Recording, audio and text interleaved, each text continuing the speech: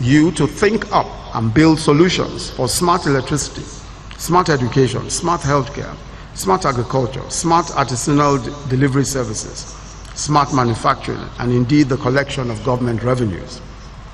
However, we also believe, and in this particular respect, I think that it is true, and if you've looked at all of the hubs that already operate in Lagos, for example, where you have co-creation and you have the other hub, and what is happening around Yaba. It's very true that there is a lot of innovation, a lot of different applications have been developed. The important thing is to identify the particular areas of need in our economy and in our country, and to develop applications that can solve problems in those areas. Any application that can solve a problem is marketable. Any application that can solve a problem does not need too many arguments. The important thing is to be able to ensure that your application gets seen and gets heard. And that is exactly what the federal government has decided to do, to ensure that we create enough opportunities for people to bring forward their technology and their innovation, so that government can then help to take it to the next level. However, we also believe that the strength of a nation lies in the capacity for deep thought and introspection. Indeed, great leaders, as Faust said, must be speakers of words and doers of deeds, which is why we also believe that we must promote the humanities and the arts.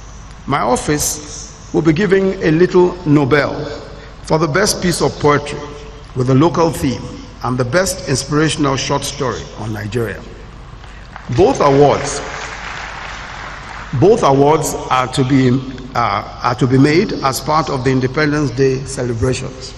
I believe strongly that the creativity of the Nigerian goes beyond technology, that the creativity of the young Nigerian is also in the writing, in poetry, in arts, and various other aspects of the humanities. And I believe strongly also that those who think and those who cause us to think are as important as those who create technology. And we must encourage those who make us think. I'm sure somebody over there is like me, an art student, somebody who's clapping there.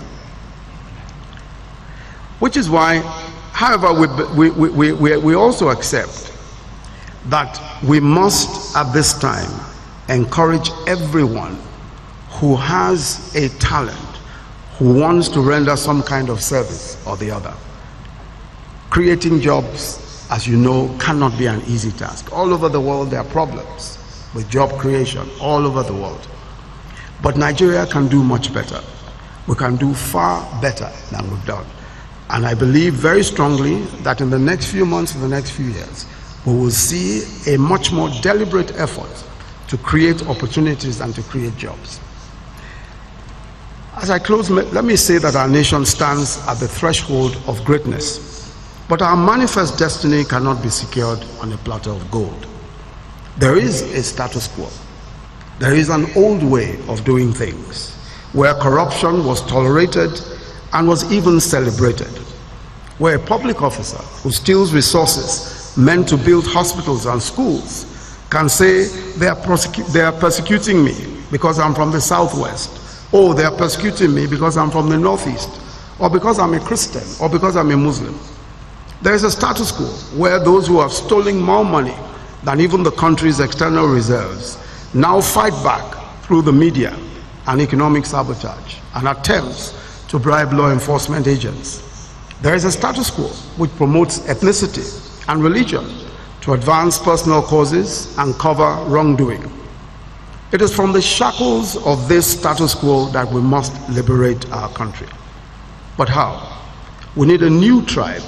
We need a new way of thinking. We need a new tribe of Nigerians across tribes and religion who believe that a nation can truly be built on integrity, on hard work, on selflessness and patriotism, who believe that no nation can survive if its leaders are dishonest and selfish. It is that new tribe of men and women, especially the youth, who will form the vanguard of the new Nigeria. A youth who will hold leadership to account, who will not say that anyone is a sacred cow. I believe that many in this audience belong to this new tribe. Why? Why do I believe that you belong to this new tribe? Clearly, any set of young people who will voluntarily attend a long series of lectures on charting a future for Nigeria on a Saturday afternoon must be serious-minded people.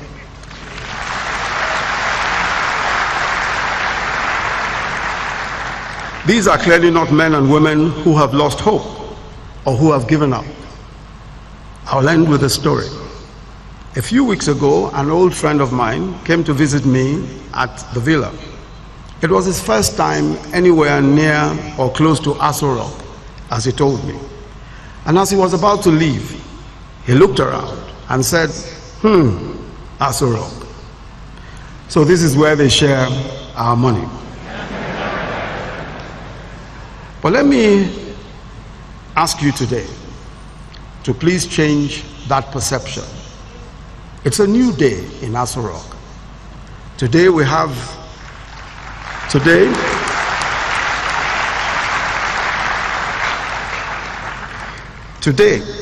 I want you to have in your mind the picture of a president, a vice president, and ministers working in that same Aso Rock, day and night, keeping to high standards of integrity, sometimes very late into the night or the early hours of the morning, determined to crack the difficult issues that stand in the way of prosperity and abundance for Nigeria. Have in mind a presidency that is committed and has committed itself to uphold the high standards of probity and accountability.